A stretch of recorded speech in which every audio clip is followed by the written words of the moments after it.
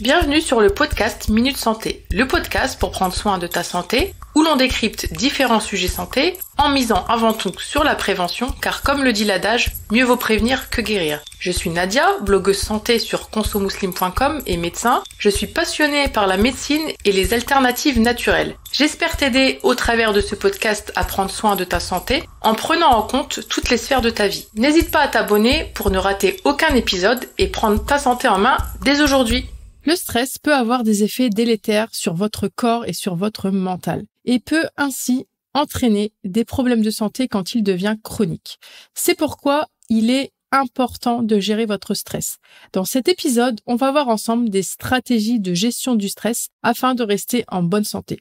Si vous souhaitez soutenir le podcast, pensez à vous abonner, à le noter et à le commenter. Sans plus attendre, je vous laisse avec l'épisode du jour et vous souhaite une bonne écoute. On l'a vu dans l'épisode précédent, le stress est une réaction naturelle de notre corps à une situation difficile ou stressante. Il peut être causé par des facteurs externes, tels que le travail ou des difficultés relationnelles, ou par des facteurs internes, tels que l'anxiété ou la dépression. Lorsque nous sommes stressés, notre corps libère des hormones telles que l'adrénaline et le cortisol, ce qui va entraîner une accélération de notre rythme cardiaque, une augmentation de notre pression artérielle et une respiration plus rapide. Cela peut causer des problèmes tels que des maux de tête, des douleurs musculaires ou encore une fatigue chronique. La gestion du stress, elle peut être bénéfique sur différents plans.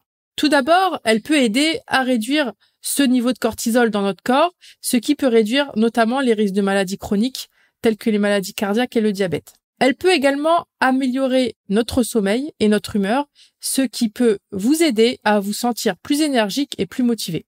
Donc, la gestion du stress, elle peut, in fine, vous aider à mieux gérer les situations difficiles de votre vie, ce qui pourra, par conséquent, améliorer votre confiance en vous et votre estime de vous. Cela peut également améliorer vos relations avec les autres, ce qui conduira du coup à des relations plus saines, moins de conflits et des relations plus satisfaisantes en général.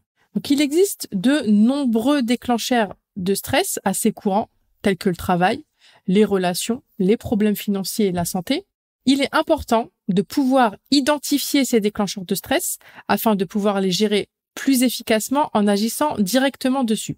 Pour identifier les déclencheurs de stress, il peut être utile, par exemple, de tenir une sorte de journal de stress pour vous aider justement à identifier les situations et les pensées qui vous stressent le plus. Et vous notez tout ça sur un petit carnet. Et une fois que vous avez identifié ces déclencheurs de stress, vous pouvez commencer à travailler dessus et à réfléchir sur des stratégies pour les gérer plus efficacement. Il existe de nombreuses façons de gérer son stress au quotidien. Si on devait résumer, tout d'abord, ça va être important de prendre des pauses régulières et de se détendre. Ça peut inclure par exemple des activités telles que la méditation, faire des étirements ou simplement écouter du Coran, faire la prière, faire du dhikr, etc., etc. Deuxièmement, il va être important de faire de l'activité physique de façon régulière, car cela va permettre de libérer des endorphines qui peuvent vous aider à vous sentir mieux et plus détendu. Troisièmement, le troisième pilier, c'est l'alimentation. Une alimentation saine et équilibrée va vous aider à réduire votre niveau de stress et à améliorer votre humeur. Quatrièmement, le quatrième pilier, c'est la gestion du temps, la gestion de ses priorités de manière efficace afin de réduire votre stress. Ça peut par exemple être l'utilisation d'un calendrier, d'un agenda pour vous organiser, pour organiser vos différentes tâches, vos différents événements. Ça peut être aussi de déléguer des tâches à d'autres personnes si nécessaire. Donc, on va voir tout cela plus en détail.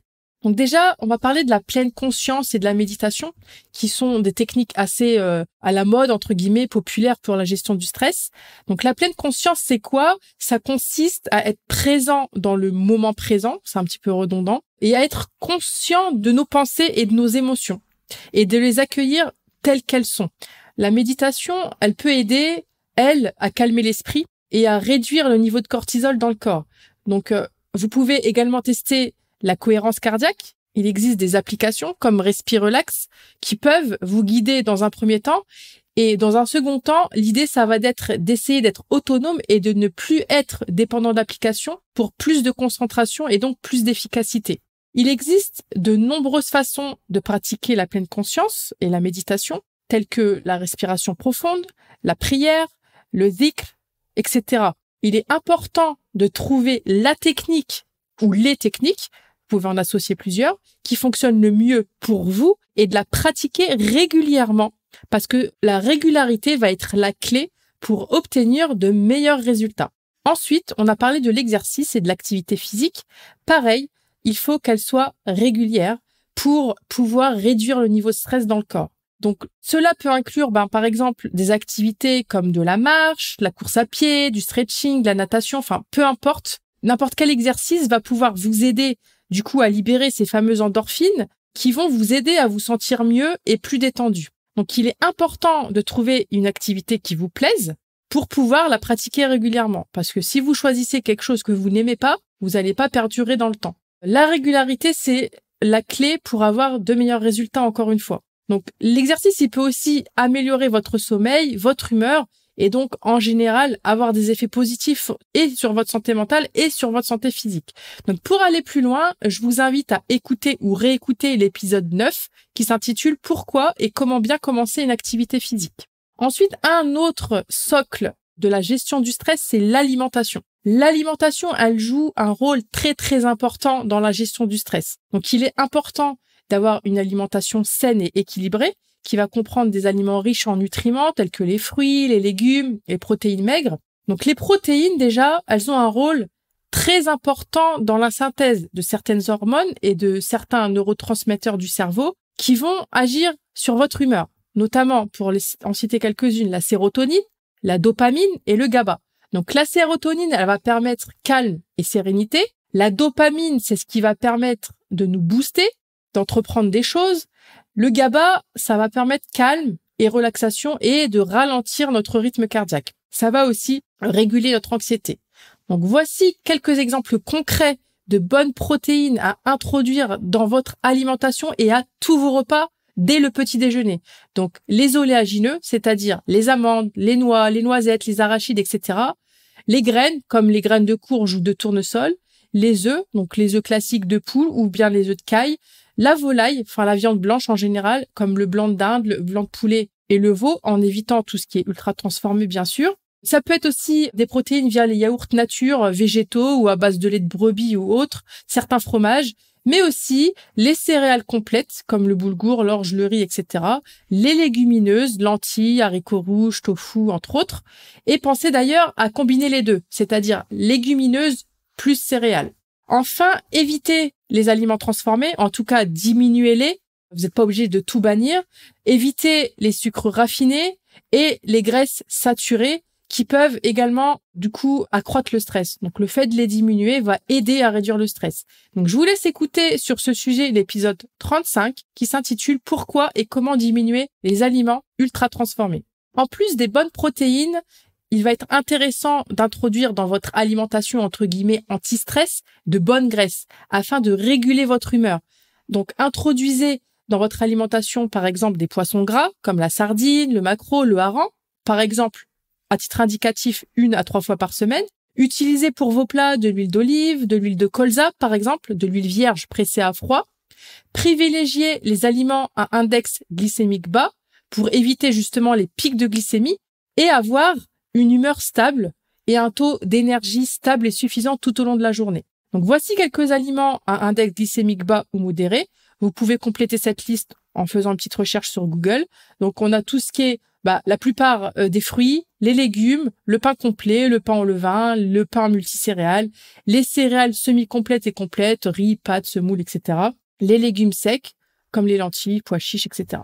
Donc pour résumer, privilégiez les aliments bruts ou peu transformés, les fruits, les légumes, les légumineuses, les fruits secs, les céréales complètes, les œufs bio, les oléagineux, le poisson, fruits de mer, crustacés, viande blanche. On a parlé aussi de l'huile de colza, l'huile d'olive, mais aussi, j'en ai pas parlé, le thé vert, le chocolat noir, etc.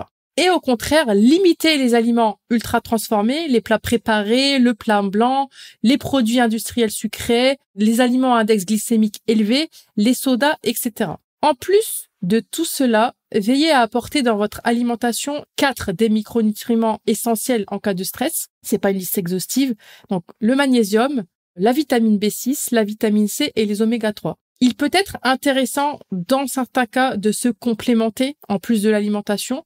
Et dans ce cas-là, demandez conseil à votre médecin et à un professionnel des compléments alimentaires. Il est, en plus de cela, très important de rester bien hydraté en buvant suffisamment d'eau tout au long de la journée. Alors, si le stress persiste, malgré tous vos efforts pour le gérer, il peut être utile de rechercher une aide d'un professionnel de santé. Et comme je le dis toujours, il n'y a pas de tabou à consulter un psychologue ou un psychiatre.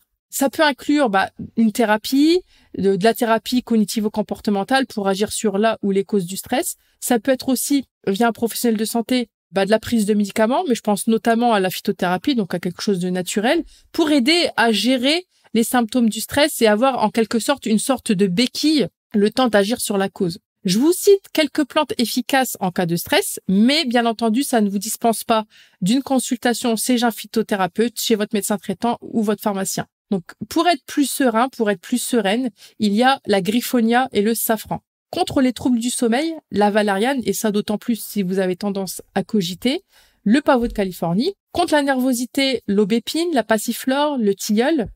La mélisse, si le stress est associé à des troubles digestifs. On a aussi les plantes adaptogènes qui sont intéressantes en cas de stress, car, comme son nom l'indique, elles vous permettront de mieux vous adapter aux différentes situations stressantes. On peut citer par exemple l'éleutérocoque, l'ashwagandha, la maca, la rhodiole, le schisandra, etc.